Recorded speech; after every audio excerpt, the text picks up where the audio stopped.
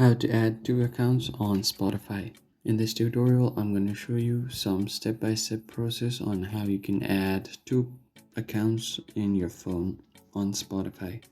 So the first thing you want to do is launch the app, and here you'll have to log into one account first. And once you do that, here you will see I have logged into my account. And now in order to add a second account, you just need to tap on your profile at the top right, top left, and tap on add account. Now it will take you to the login page where you can log in using your Facebook or your Google ID, and you just tap on whatever you want to log in with. I'm just going to choose my Google ID right now. Alright, so I've chosen my Google ID and it will directly log me into my another account. So if I just tap on my profile, as you can see, there are two profiles on my phone right now, so I can switch back and forth between them.